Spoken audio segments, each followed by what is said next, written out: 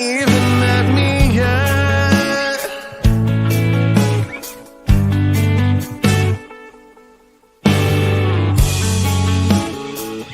Rod Vachon Holdings proudly presents Warwick Radio Chats with ring announcer Joseph Herring. Guys, welcome. Happy Friday to all of you guys. Guys, I hope you had a productive work week. I know I did. And guys, I'm almost getting ready to lock up sponsorship for the December 8th weigh-in in San Antonio, Texas from AAA Promotions in South Park Boxing. We should find out definitively on Monday if we're going to get this spot. It should be absolutely perfect. And we're looking forward to giving you guys in South Texas the final event on the calendar year for all of these great, gallant club fighters and young prospects. I tell you what, it's been a glorious year within the world of boxing. But as you guys have known, in the last several weeks, we've told you that everything is getting ready to change dramatically. Well, it's already pretty much changed dramatically. And the big kickoff, the launching, was this past event that is still creating ripples throughout the entire sports community. And that's Fury Ngannou, guys. Oh, what a terrible look it is for boxing. That's all I've heard. Not only from diehards, but man, everywhere I go. If it's such a terrible look for boxing, why is everyone talking about it? Yeah. Yeah. It's going to be hilarious, guys. And once again, the title of my podcast this afternoon is no more, well, ellipses. Once again, that's open-ended. And look, what I wanted to tell you guys was, look, you've already heard the message, especially over the last 2 weeks. I've been very, very upset with a huge, demographic, a huge percentage of the demographic that networks and promoters at one point in time could always rely on. And that was the diehard fight fans. Now, they just don't care. They don't care, or they're in denial. It's shocking, actually. So I've been busy on social media the last several days, and I'm truly convinced that there is no hope, there is no salvation for boxing as we know it. Now, once again, you've got platforms that are interested in staging events that include boxing, live boxing entertainment, but it's not the best product that boxing has to offer. No, they're interested in staging events with guys like Jake Paul, guys like Francis Ngannou, guys like KSI, guys like Tommy Fury, YouTuber, crossover, circus events. And why? Why is that, guys? Because that appeals to a much larger mainstream and casual demographic.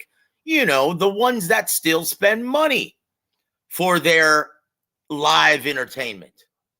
And it's shocking.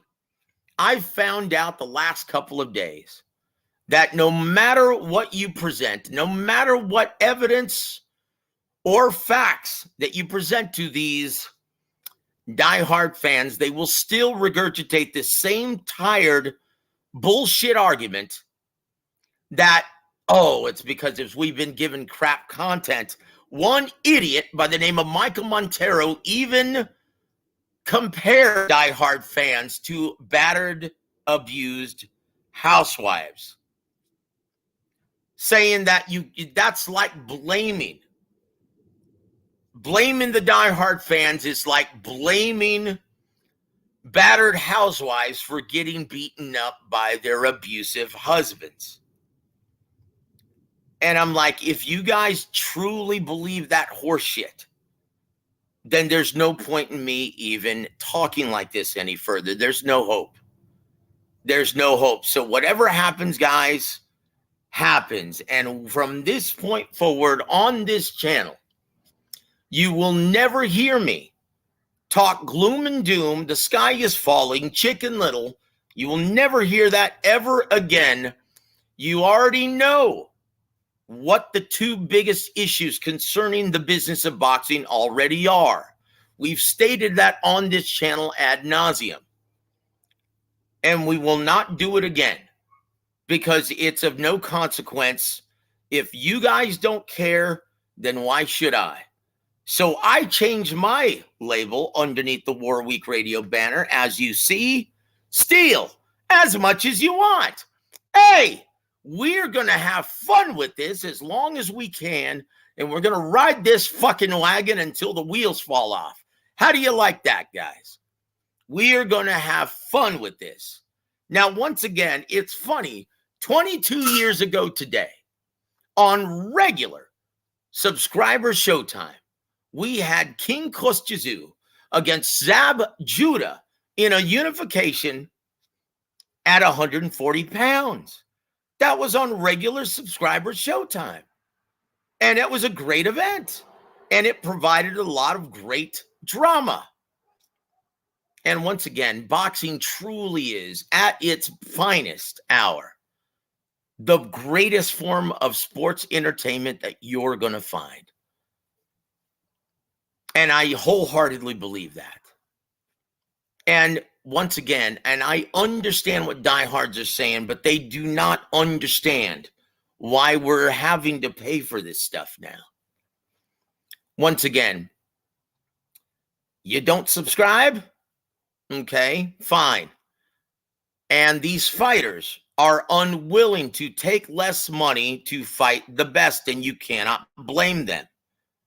So something has to give. Lower subscription numbers, still big purses to fight the best, to take on the biggest challenges in and around their respective weight division. Well, then that means only one thing. Either they don't fight, or two, we have to pay for it. It's offered on pay-per-view. Hopefully, everyone understands this. And so this is what we get. And still, you get diehards complaining. Well, would you rather they not fight? These assholes just do not understand the simple business of it. And so, guys, hey, steal whatever you want. Pay for it if you want. If your conscience will not allow it, mine won't, because I'm in this business. And I understand how every single dollar affects these fighters, these promoters, these networks.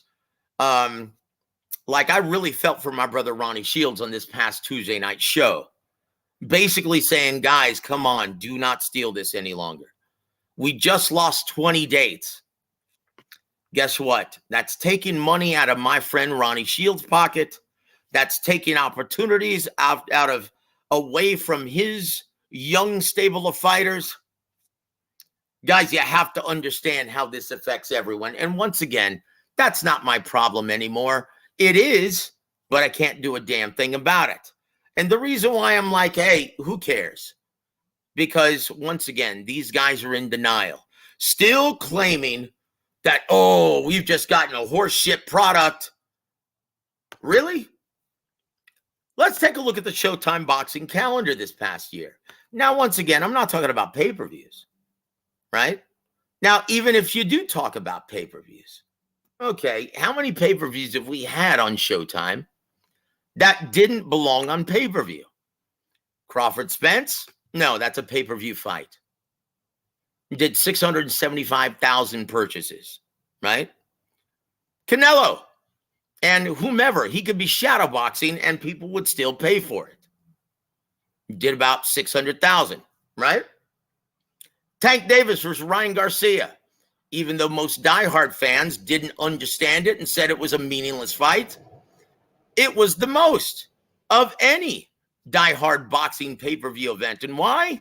Because it appealed to the mainstream and casual demographic. It did 1.3 million purchases for Showtime.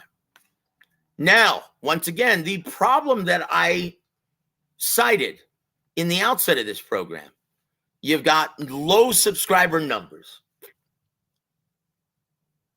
matched with, well, fighters demanding big purses still to take on the biggest challenges.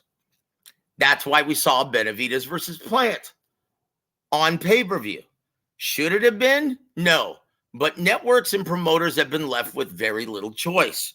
Either you don't see the fight, or we have to, out of necessity, put it on pay-per-view. Which one would you rather have? In my opinion, I'd much rather have them fight. Just like we're going to see Benavidez versus Andrade. I would much rather see that fight than not have it all and have to pay for it. Surely everyone can make sense of that shit. But guys, now going back to the, it's been a crap year, it's been crap content. Really? So, Ermias Ponce versus Subriel Matias for the vacant IBF 140-pound title on Showtime was crap content. Really? Kostya Tszyu, or Tim Tszyu, his son, versus Brian Mendoza in his first WBO 154-pound title defense. Crap content. Really? Frank Martin, not for a title, versus Aratunian. That was a great fight in which we saw Frank Martin have to dig down deep to try and get a points victory. Jaron Ennis versus Villa in an eye-opening, elite-level performance in Atlantic City. Crap content. Carlos Adames versus J. Rock Williams. Crap content. Really? Now, the only one that I could really point to this year that was truly shit content and wasn't deserving of the Showtime Championship Boxing platform was Rolly Romero versus Ismael Barroso. That I will agree, and I even told you guys I wasn't even going to watch this fight. Guess what? I did anyway. And it lived up to exactly what I thought it would. A shit show and a terrible fight card that was thrust upon Steven Espinosa and PBC, that was mandated by Gilberto Mendoza and his shit organization, the WBA. Yep. Hey, let's move on. Showtime Championship Boxing. Sebastian Fundora versus Brian Mendoza. What a terrible fight that was, and it provided a knockout of the year candidate. Crap content? Kostya Tszyu versus, Tony Superbad Harrison. Crap content. Brandon Figueroa versus Mark Magsayo. Crap content. Guys, once again, and these guys are truly convinced that we've been suffering through dog shit content, and that's why we boycotted Showtime, and that's why they're going out of business, and that's why the boxing community is losing 20 TV dates in 2024 because of shit content. Guys, what do you think? Let me know what you guys think in the comments section. I already know the answer to this. You guys already know the answer to this. These guys are so arrogant, they can't see 2 inches in front of their face, and they're in denial. Look, if you're going to espouse this horse shit and rubbish, at least have the balls to admit it, that you steal every fucking event. So you boycotted Showtime. Did you not watch any of those events? You talked about it on your bullshit channels the following day.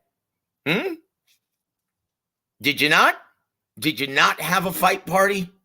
Did you not have a host a fight party with all of your minions on your bullshit channels talking about exactly what transpired and what went down?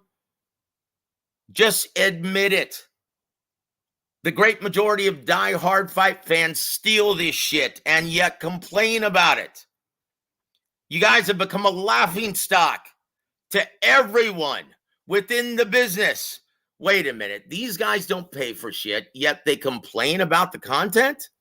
You can't make this shit up. So guess what? I was at the store recently. My favorite, I'm going to give a big shout out to my brothers.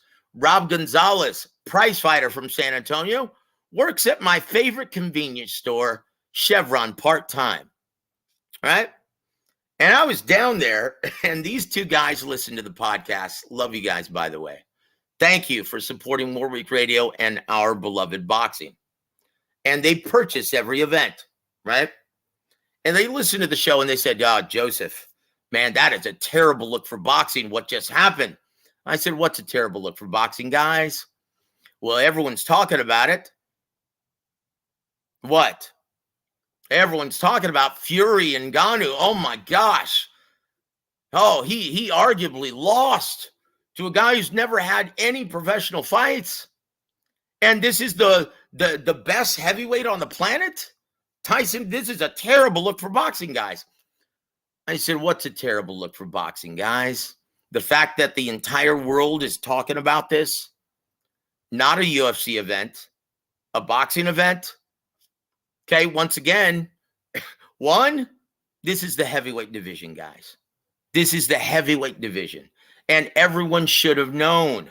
Look at how far Deontay Wilder's gotten. He was at one point in time the longest reigning champion at one time in the entire sport, with the most title defenses at one time. And how did he get there? Was it on boxing skill? Look, there's boxing and there's heavyweight boxing. Okay, all you need to go quite far, and Don Chargan told me this. You can go very, very far within the heavyweight division if you have durability, power, athleticism, a good jab, and you can even become champion with intermediate skills. We should have known. And once again, this is a guy who's been training with my brother, Dewey Cooper from Vegas, for the past several years.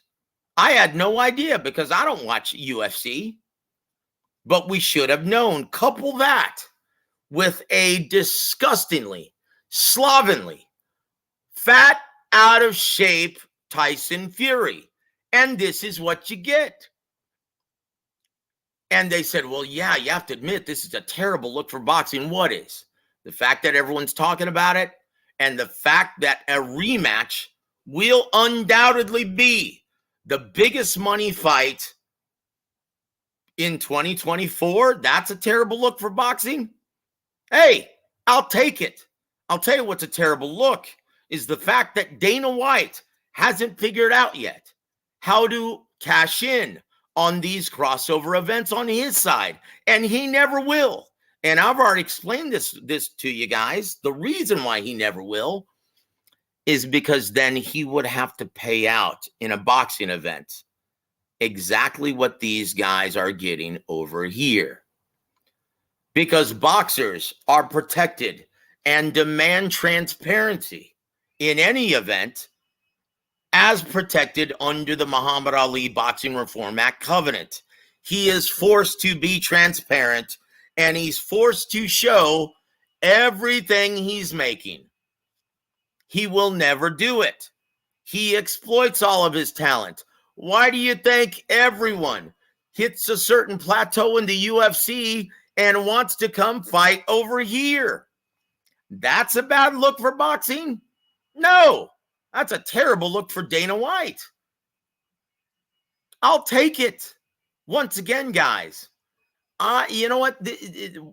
Anything that helps keeps the lights on. Anything that helps keep the lights on in our beloved boxing business, I'll take it.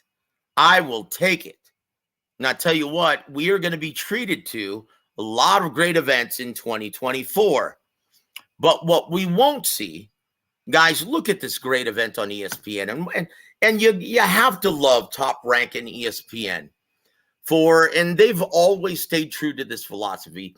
The first time I remember interviewing Bob Arum back in the day, this was about 6 years ago when when they were leaving HBO. And I said, "You got to be kidding me. What are you guys doing? You're going to leave HBO?" And he goes, "Look, Top Rank is going to do what's best for Top Rank. Look, Peter Nelson deciding to put this fight on pay-per-view, Terrence Crawford versus, his name eludes me now, Victor Postal. It doesn't belong on pay-per-view. It defeats the purpose of us even staging this fight. So with that, look, our days we know are numbered on HBO with that decision. So we're going to take our act and take it over to ESPN. Top Rank has always done what's best for Top Rank, and we're always going to do what's best for Top Rank. And guys, now, since they stopped working with Devin Haney and they stopped working with Terrence Crawford, they are no longer paying out inflated purses to anybody.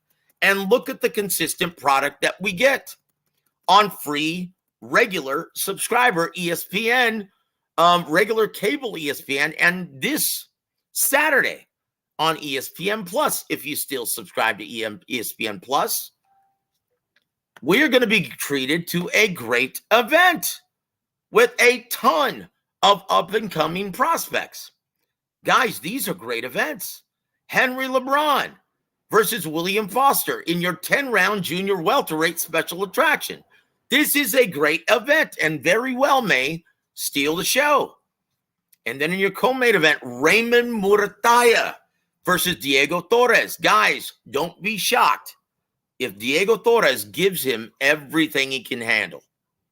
That's a great event. Now, once again, Efe Ajagba versus Joe Goodall. Guys, I'm not a huge fan of Efe Ajagba. I never have been. He's a big stiff, but he's got a big right hand. And there it is. In my opinion, the real main event here is Raymond Murataya versus Diego Torres, and the real co-main event is Henry LeBron versus William Foster. But you've got a full card of great up-and-coming prospects. This is going to be a great card, guys. And once again, I don't give a shit what anyone thinks. It's not a bad look for boxing if everyone is talking about it. It's going to result in a huge event next year and more money. Let's just hope it results in additional TV dates as well, because we're really going to feel the lack of TV dates missing from the Showtime calendar. Guys, before we before we actually move on, guys, and once again, anyone who has their headphones and wants to chime in and voice their opinion on any of these events coming up, I'm dropping the link. Guys, please come and join me on this beautiful, sunny, glorious Friday afternoon, guys. Once again, we give a big shout out to my brother, Fat Belly. Thank you for being here, my friend. And thank you for supporting our beloved boxing. And my brother from another mother, G Funky. Love you, man. And guys, if you didn't catch his brilliant interview with his partner, David Dueñez of Leave It in the Ring, they did a fantastic job. In my opinion, it was one of the best interviews that I've heard in a very long time. Professionally done, very respectful. And Jack Reese, what can you say? The Woody Allen of the boxing business. Always very frank, always very informative. And you know what? Made for a great evening of an informative evening of boxing. And I hope everyone that tuned in learned something. Very informative. And keep up the great work, my friend. And I want to give a big shout out to Andre. Hey, brother, support your beloved boxing. Keep on fighting the good fight. And we're going to have fun from this point forward. Fat Belly also says, hopefully the PBC picks up a network soon for the fighters that have bills and mouths to feed. Yes, sir. Bills to pay and mouths to feed. That's what I really feel most badly for, is the fighters. There are a lot of fighters sitting there in idle trying to figure out what they're going to do next. I want to hear what you guys have to say about Oscar De La Hoya putting out that tweet saying, hey, any of you PBC fighters who don't have promotional contracts with anyone, hey, come and see me. We'll find you a spot on our calendar year next year. He knows he's getting a lot more TV dates in the American market. And why? Because he's actually one of the few network or one of the few promoters looking out for the network investment. Unlike Eddie Hearn, who's putting Devin Haney versus Regis Pagrias on pay-per-view out of necessity because of, once again, low subscriber numbers and big-time inflated purses. It's on pay-per-view out of necessity, right? And it's putting the network in a position where they will not, once again, this will not be fruitful for anyone except for the fighters. So Oscar said, you know what, to combat that, I'm going to give you our biggest draw at this time. That's Ryan Garcia. Even though he deserves to be on pay-per-view, and undoubtedly his next big event will be on pay-per-view for DAZN, but right now, we need to boost subscriber numbers. And so we're going to put him on regular subscriber DAZN because we care. We're one of the few in this business that actually cares about network investment. Bravo, Oscar. Very well done. And that's why he's putting that sign out to help wanted to try and pick up as many fighters and to try and help out as many fighters as he can, because he's about to get all of Eddie Hearn's TV dates from DAZN in the calendar year of 2024. Eddie Hearn's now going to be relegated to UK dates exclusively. I already know this for a fact. Right? And going to give a big shout out to my brother Toby Bartlett from across the pond. Salute Joe in the chat. Salute to you, my friend. And Toby, that's a spirit, brother. I've got DAZN, and I've been really happy with the content for the money. Some great fights I've seen on there, and I'll be signing up again.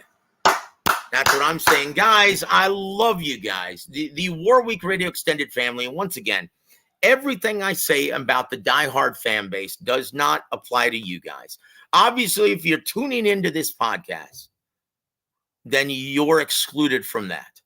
You know, and you want to learn more about the business of boxing. Once again, guys, from this point forward, we are going to have fun with all of this. And we're going to ride this wagon till the wheels come off. And hey, whatever happens, happens. Big shout out to my brother from Wisconsin, Peter Von Arts. Good evening to you, my friend. Hope you have a great weekend lined up on tap.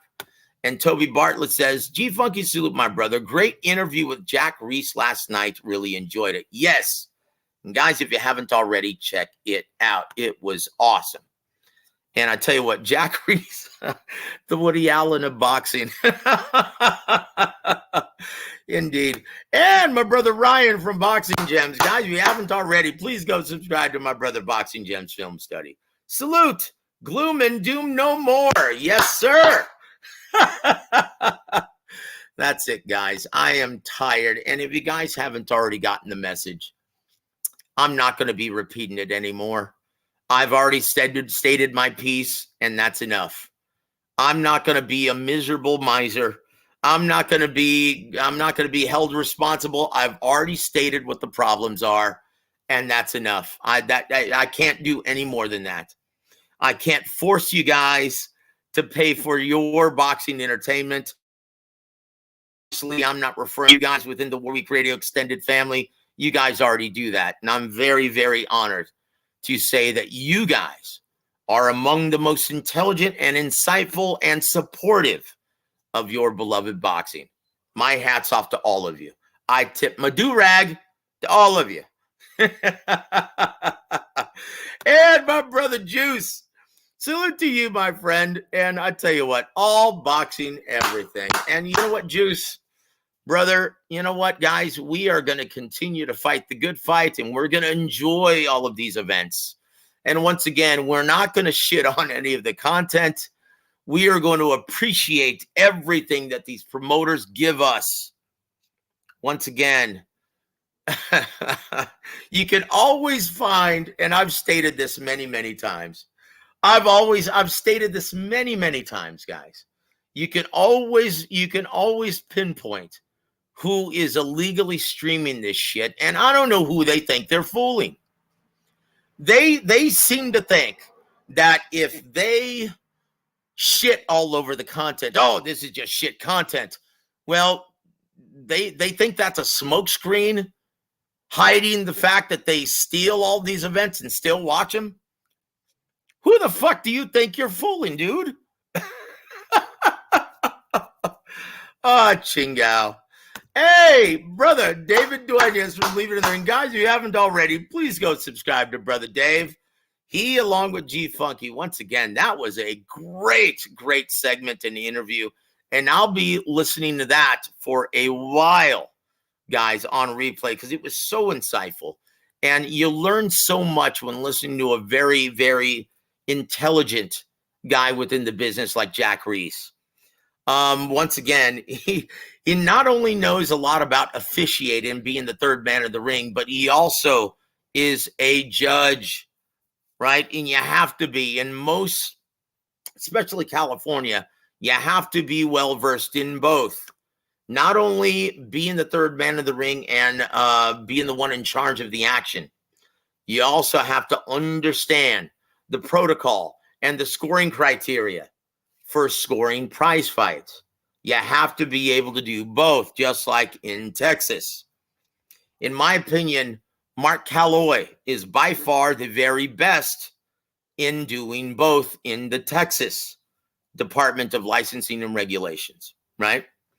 Fat Belly says, what do you know about Netflix reaching out? No, it's the other way around. PBC and Jake Paul reached out to him. I don't know how much success PBC is going to have with that, but Jake Paul, they are very interested in that, in staging a live Jake Paul event, and that is massive for our beloved boxing. Once again, guys, the great paradigm shift has already happened, and boxing diehards are scratching their heads wondering, why are these circus events, these bullshit YouTuber events, why are they getting so many dates? Guys, because they appeal to a much larger mainstream and casual demographic, ones that are actually still spending money. This isn't rocket science, guys. And that's it. Now, PBC, yeah, look, the only hope that they have, honestly, are for Tank Davis events and Canelo Alvarez events. That's it. From what I've been told, guys, Paramount Plus and Showtime, apparently Steven dropped the ball. I spoke too soon when I said, well, they're not liable, because Steven always includes provisions that protects the network. Apparently he didn't this time. From what I've been told, Paramount Plus, Showtime Championship Boxing on pay-per-view. And it's, once again, it's going to be a distribution deal, right? At least from what I've been told. Maybe I'm wrong about that too. Maybe they're on the hook for providing the guarantee as well. But once again, they had under contract Tank Davis's next two fights, as well as Canelo Alvarez's next two fights for 2024. So from what I've been told, Tank Davis is going to have 2 dates on Paramount Plus, and so is Canelo Alvarez. Now, who their opponents are going to be, now what I've been told now is really exciting. This is really exciting, guys. From what I've been told, Tank Davis, one of the events is going to be a co-promotion with Top Rank. Dun, dun, dun. So who's that going to be against, guys? And if you say Shakur Stevenson, you're wishful thinking. If you say Teofimo Lopez at 140, nope. He's already locked up in February with Ryan Garcia. Isn't that fantastic? Guys, it's going to be old man from Ukraine, Vasyl Lomachenko, a fight that's 5 years too late, but who gives a shit? It's a lot better than seeing Tank Davis versus Mario Barrios. No offense, Mario. I love you and your family, and I look forward to seeing you again on December 8th and 9th. All right? But guys, more than likely, one of those Tank Davis events that's going to be a co-promotion with Top Rank is going to be Tank versus Vasil Lomachenko. Guys, isn't that amazing? Yet you'll still hear diehards complain about that shit too. I'm like, dude, don't even complain about anything up to this point anymore. Don't even bother. We already know what you guys do. You complain, yet you still see the event. And evidence of this is look at Vasil Lomachenko versus Devin Haney. It only did 125,000 purchases, and everyone was screaming robbery after the event. It was obvious that they had already seen it. So cut the shit. Don't complain. Be thankful for what you get. Guys, it's my pleasure to introduce at this time a gentleman who's one of the most knowledgeable and, well, a new member to the business, one of the hardest working men on YouTube, my brother, Ryan from Boxing Gems. How you doing, Joseph? What's up, man? I tell you what, brother, this is a good day, man. I've just relinquished all responsibility in telling everyone what the two biggest issues are. And once again, forgive me, my friend, for taxing your gig Saturday and being the wet blankets on an otherwise glorious evening of boxing. Yeah, Joseph let the air out the room for sure. Well, you know what? It had to be done. Once again, I had to tell everyone what the cause and what the result was going to be. But since I've done that, no one seems to care, Ryan. Yeah. Has that been your findings as well? No, because I don't even try. You're a smart man, brother. Smarter than I am. You know, I try to remind people that, you know what I'm saying, the only way the sport's going to get supported is through us. But, you know what I'm saying, I try to keep people off my panel that don't buy fights. It's just, can't convince them all, you know. Well, I tell you what, you do a fine job. And you know what, I really enjoy, and I'm very, very grateful for you actually allowing me to do my wacky impressions and talk about the business of boxing whenever I actually frequent Boxing Gems, and it's always a lot of fun, man. Oh man, you're more than welcome, man. It's fun every time. Thank you, my friend. You know what I was saying to my audience, bro? I was completely unaware that people were actually stealing the show, like Showtime's channel. Yep. Why do you think it went out of business, dude? Yeah. Oh no, I understand now, but I'm just saying, like I was just completely unaware of that. Like, damn it, $11, huh? All right. Yeah, $12.99 for Hulu, Paramount Plus, and Showtime, and that was still too much for the crap content that we got. Really, Charlo versus Castano 2 for Undisputed was crap content. No shit. Yeah, we talked about it. We talked about it on my channel. So it's like, I love most of those cards actually. Yeah. I you know, once again, in my opinion, that was the best of any platform in 2023. Oh, for sure. Now, yeah, you can honestly say that Steven Espinosa wanted to go down in a blaze of glory, dying with his boots on, right? Mm-hmm. I tell you what, though, too little, too late, apparently. Because once again, this is why, guys, we're getting Benavidez versus Andrade on pay-per-view. And once again, they've tried to stack the card. If that wasn't enough for you guys, so we're getting a great fight card on top of it, prelim, undercard. And it's a result, once again, guys, of very low subscriber numbers, coupled with these fighters not willing to take lower purses for the biggest challenge. And it's very difficult to blame the fighters, because it's not Demetrius Andrade's fault that he was paid $3 million per fight to fight soft touches now, was it? Hey, man, you get what you negotiate. That's it. You can't blame the fighters. You can't blame the fighters. Yeah, for sure. Now, so once again, this is what we're getting, guys. And I can't wait, to be honest with you. Dude, who are you picking, man? Or you don't want to give a And what? Prognostication for Which? Benavidez Andrade, are you? Oh no, I already came out with that film study, so I'm leaning Benavidez. So yeah, I Well, so I will say Andre. this. Go Oh, go ahead. ahead, sir. I'm sorry. No, go ahead. I was gonna say Andre has all the tools to beat a Benavidez, but one fight into the division, You know, not sure about his legs anymore at yep. 35, whatever, 36. Yeah, you saw that Uh same video I did, didn't you? yeah, I mean I don't yeah. Yep, the rubbery legs. Yeah, dude, that was glaring, glaring. But I will say this though, from what I've been told, Benavidez isn't getting the best sparring, and I don't know if he's taking this assignment as seriously as he should. But it's of no consequence if Andrade doesn't have the legs underneath him any longer. We're Yeah, gonna find out very, very quickly. I'm still on the fence about it, Joe. I mean, I don't know. Maybe it was just a bad video. Maybe Yeah. Well, I tell you what, I respect maybe it was your leg eye. day. You were, yeah. You know what? You never know, guys. I tell you what, though.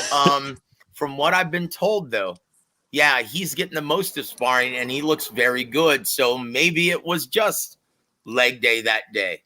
Who knows, guys? This is the theater of the unexpected, and as we saw last Saturday with Jabba the Hutt, Tyson Fury, and Francis Ngannou, you just never know. That's why we tune in, guys. Once again, the best unscripted drama in sports entertainment, guys. Boxing is indeed the best when it is at its peak. You can't deny that. Just I was so tired of people telling me about that trash ass fight, man. I didn't watch it live. So when I finally got around to watching it after a million people messaged me about it, I was so goddamn disappointed. Like, why do y'all want me to watch this shit? Tyson Fury was sharp. He was sharp as a spoon. Yep, he was blunt as a shovel, wasn't he? Terrible. Look, dude, he was awful. He looked like a shot fighter. Exactly. He looked like a shot fighter, guys. Like he had no balance, and as a result, he had no leverage on his shots. They were bouncing off the noggin of Francis Ngannou. There was nothing he threw that was of any consequence. Not only that, he just wasn't accurate at all. I mean, it's not like at all. He looked like a novice. Yeah. And Ngannou looked like a level above novice, and Tyson Fury looked damn near the same. But yeah, it's not like Ngannou was slipping the shots. Like, you know what I'm saying? He had some masterful head movement. Tyson Fury was just off. He just wasn't sharp. Yeah. And so any hopes of fulfilling that December 23rd date with Alexander Usyk was down the drain, guys. Yeah. And now, can you believe these assholes are trying to say that, oh, see, we told you it was a ruse just to try and publicize and promote the Ngannou fight? No, guys, it was the other way around. Have you heard the pay-per-view numbers? Have you seen the demand? Have you heard the ripple effect throughout the entire sports community that this fight generated? Guys, they're going to come out on Monday, but I've been told it's between 1.5 and 1.6 million purchases. Oh, shit. Yeah, and you mean to tell me that the Usyk fight was only fabricated to try and generate interest in this Ngannou? This is how arrogant. This is how arrogant and blind, completely oblivious to reality, the arrogant diehard fans have become.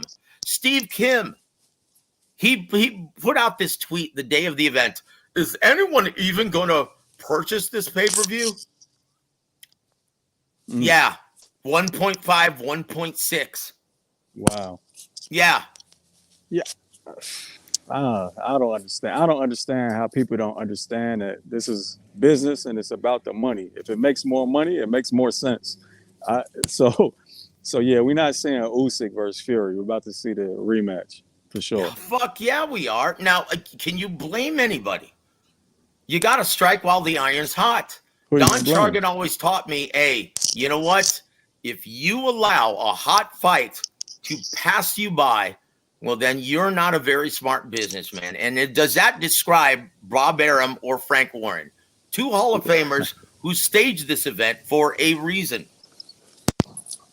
But Joseph, what about the legacy? What about pride? look, that's something that diehard fans ad nauseum will go back and forth about, and that amounts to absolutely nothing At all. Yeah, at all. Do you think Tyson Fury at this point of his career, do you think he gives a shit about what any of these guys think?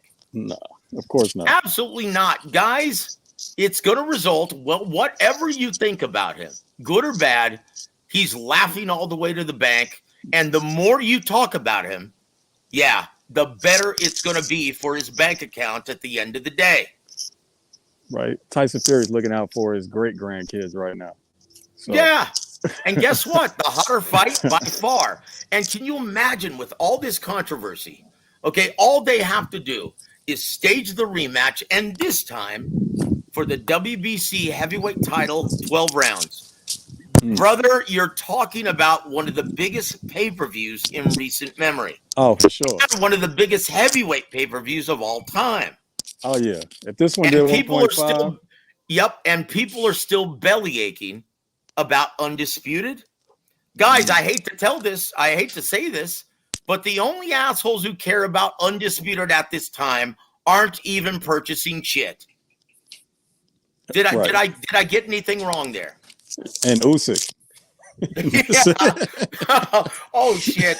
Well, look, that's the guy I feel most badly about. Right. Usyk is a warrior. He's everything that you love about boxing. He's a guy who's going to come in shape, be serious, and he's going to take every aside. He's a professional, right? He is a professional and by far the most skilled in the heavyweight division at this time.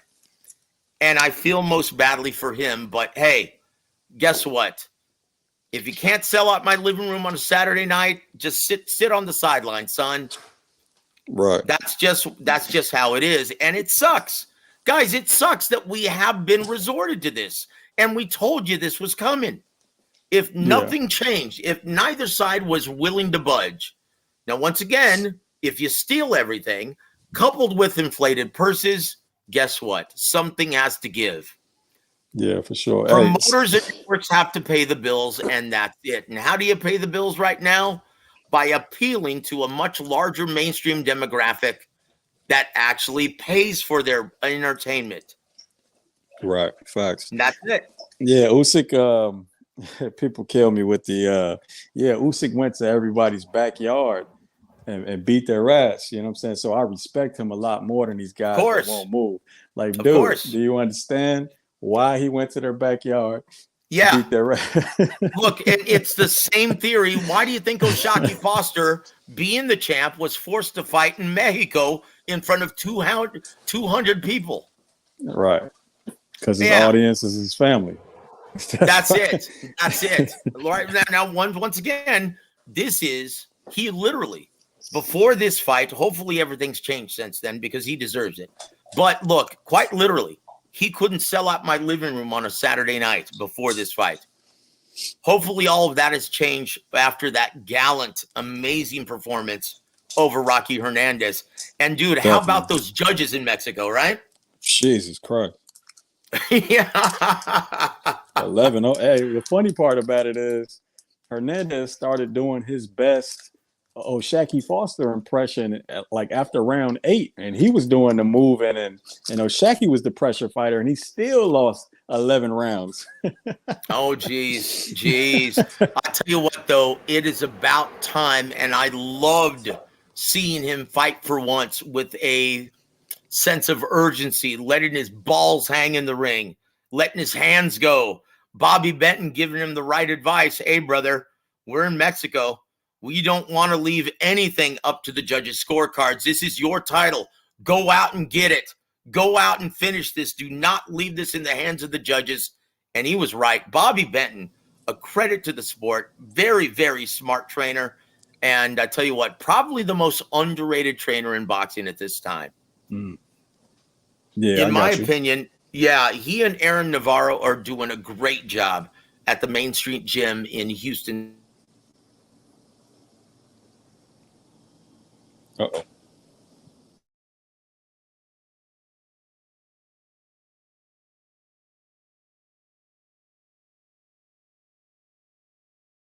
Look at this. Look at this. Look at this. Dude, can you hear me again? Can Oh, you there hear you me go. now? Yeah. Oh, Chingao. Yeah. Yeah, this is my San Antonio internet acting up again. How do you like that? Nah, I heard most of it, but yeah, I feel you. I also like Joey Gamache in that too. Joey Gamache. Yeah, he's a great Very good, strategist. underrated young trainer. Yeah, he was always a very smart fighter, just did not have the athletic gifts that others did at the time. Right. And you can see it. You can see it. He's a very smart guy. But I will say this. Tell us what's going on in your career right now, Ryan, if you don't mind. What do you Oh shit! You cut out again, Joseph. Okay,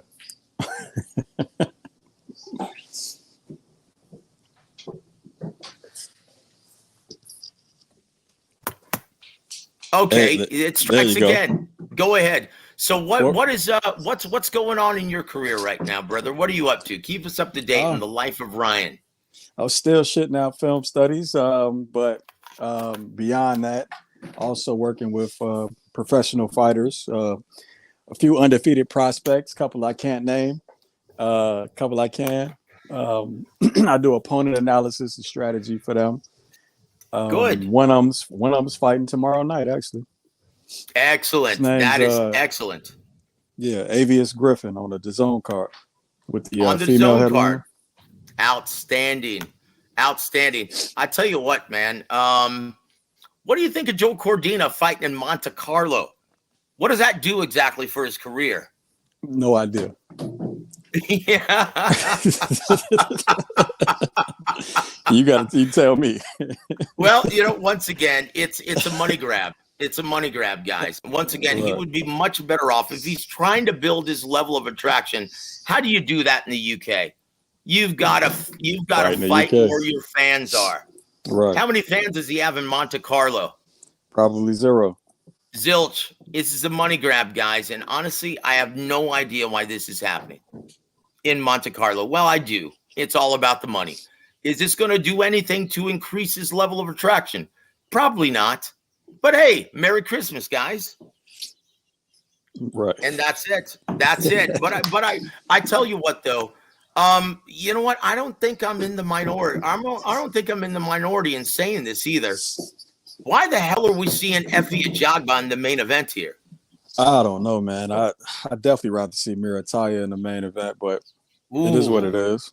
That's a great matchup, brother. Raymond Murataya versus the undefeated hard nose Diego Torres, who's been training in the high altitude of Mexico. And boy, he's got a good chin, durable. And even if he gets hurt, he's going to recover very quickly because he's ready to go 30 rounds if need be. This is going to be a great fight and is the real main event tomorrow. Who wins this, Ryan? I'm always going to ride with Mirataya. I mean, I've been on Mirataya for a while. One of my rising stars. So I peeped his skills very early in his career. So, yep, Mirataya.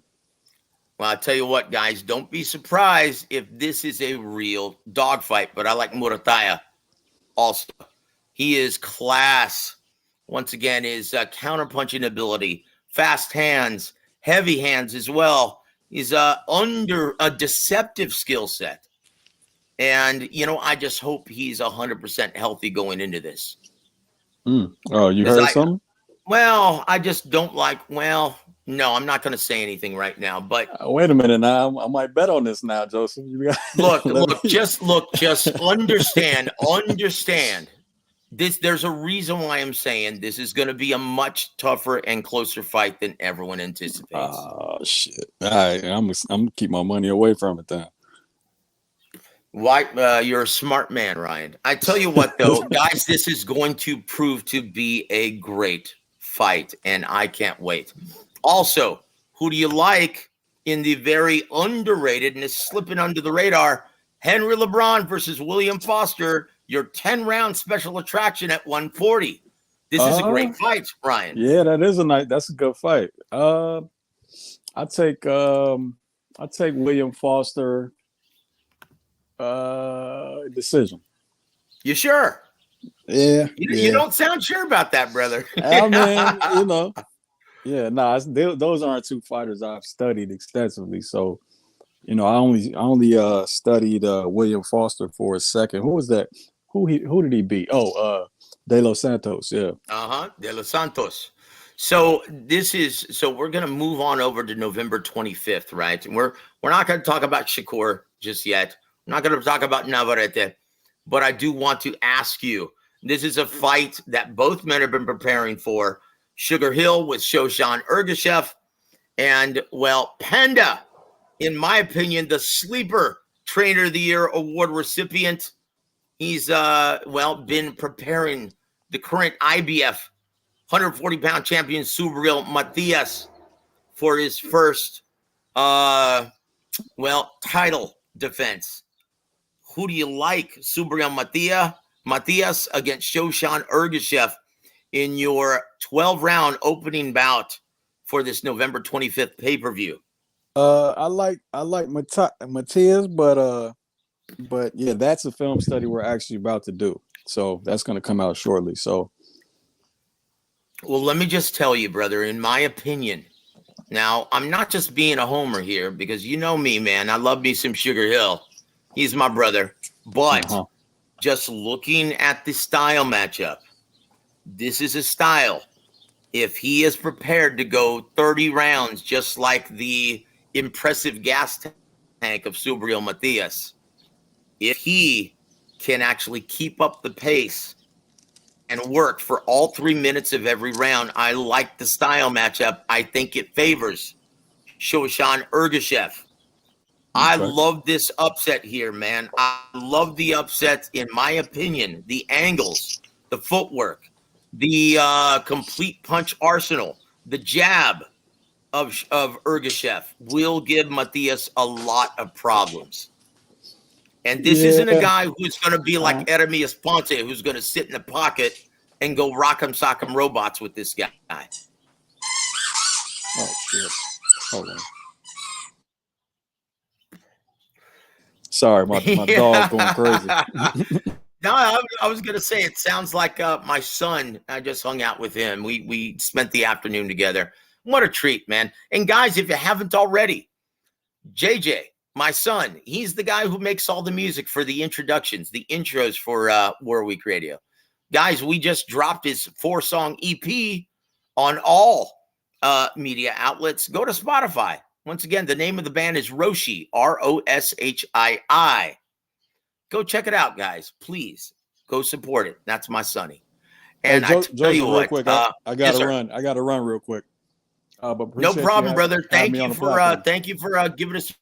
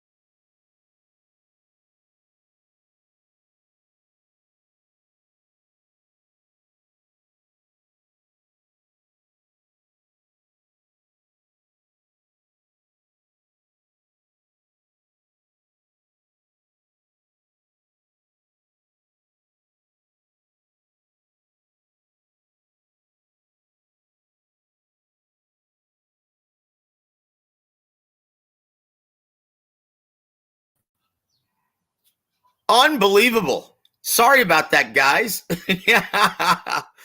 Oh, Chihuahua.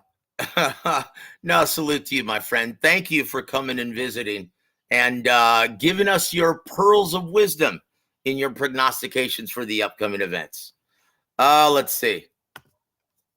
Fury Ngannou did 56,000 buys on ESPN with an additional 11,500. So, no, that's not accurate, guys. Once again, there's a reason why everyone is talking about this. Yeah. Taco Bell Wi-Fi. That's, you know what? I think that one actually works better.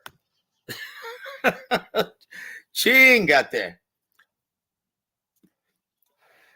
But anyway, guys, this was obviously by the outcry and by the ripple effect caused by this is obviously more than 56,000. From what I was told over, and this I was told this the Monday or Tuesday following the event, that over 2 markets it did between 1.5 and 1.6 million purchases. That's what I was told. And once again, Rick Glazier will have the official numbers on Monday. Okay. So once again, I don't know where you guys got this. Who's actually reporting 56,000? I haven't read that. I haven't seen that. But nonetheless, guys, this is the hottest money fight now in the heavyweight division. A potential rematch. Is it not? Anyway, guys, we're about to sign off. We've been an hour in. I'll tell you, Dave Meltzer. Who is Dave Meltzer? Who is that? Hey, Tycho, how you doing, brother? We're about to sign off, guys. From the pro wrestling scene. Well, that's reliable. Oh, geez. Well, look, if Francis Ngannou has a brain, he will not step in the ring with either Wilder or Joshua for less money, because the hot fight right now is with a rematch against Tyson Fury for all the marbles this time, 12 rounds of boxing for the WBC Heavyweight Championship. Now, you have to be a special kind of stupid to take on Deontay Wilder for much less money, or Anthony Joshua for much less money. Guys, by far, okay, let's see, 56,000 purchases, and it's the hottest heavyweight fight that everyone is talking about. Yeah, that makes a ton of sense, doesn't it? Once again, was anyone talking about the brilliant display and the unscripted drama of Oshaki Foster versus Rocky Hernandez on DAZN? No. Everyone was talking about the theater of the unexpected in Saudi Arabia. Jabba the Hutt Fury, well, coming up a cropper against the game Francis Ngannou. That's all everyone's been able to talk about. In fact, once again, I just told you guys, just going to my local convenience store, that's all anyone could talk about. So Toby says Ngannou versus AJ was Ngannou's original choice and would also be huge. Yes, it would be, because Anthony Joshua, boy, that guy is still extremely popular. He can sell tickets and is a legitimate big-time attraction. But you can't tell me it would be bigger than a rematch with Tyson Fury for the WBC Heavyweight Championship. Yep. Tell you what. Hold on. Hey, welcome to the show. Boxing? Nah, Joshua will be safe and jab. Ngannou could possibly beat Wilder if he doesn't die first. You know, brother, anytime you step in the ring with Deontay Wilder, there's always that possibility, guys. Say what you want about Deontay Wilder. That is a bad man right there.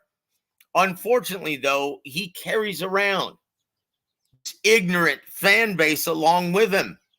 Guys, did you notice that the Glovegate conspiracy theorists came out of the woodwork following Tyson Fury? Well, did you notice that? Did you see that? Anyway, guys, before I have any more internet mishaps, I'm going to actually have to, exit and bid everyone an excellent evening and an excellent weekend, guys. And once again, let me know what you guys think.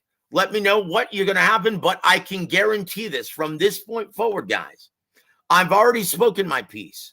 I've already told you guys what the biggest issues concerning boxing are right now, right? I've already told you guys, and you guys already know. That's all I can do.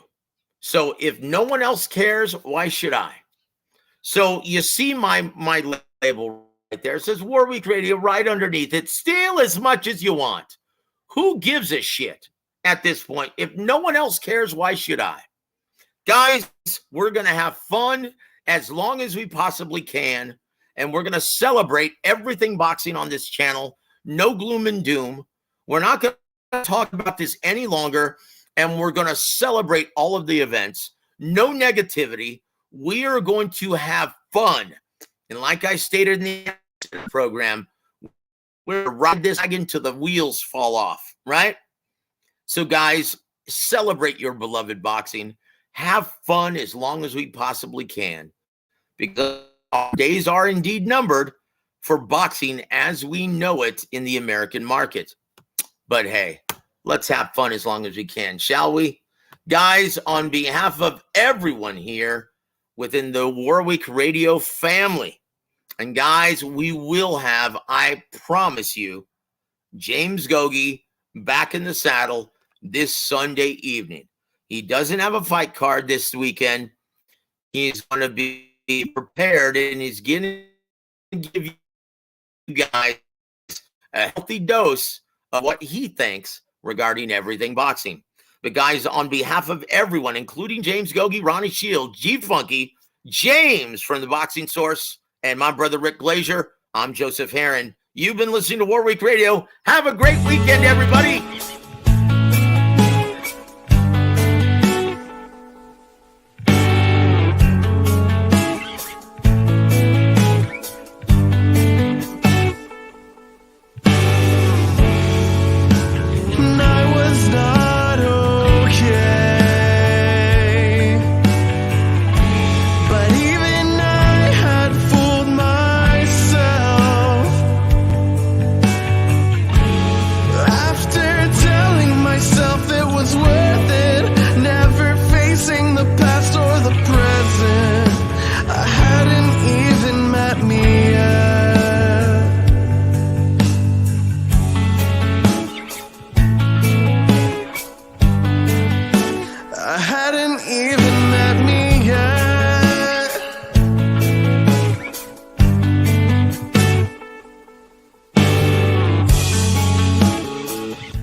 Vashon Holdings proudly presents Warwick Radio Chats with ring announcer Joseph Herron.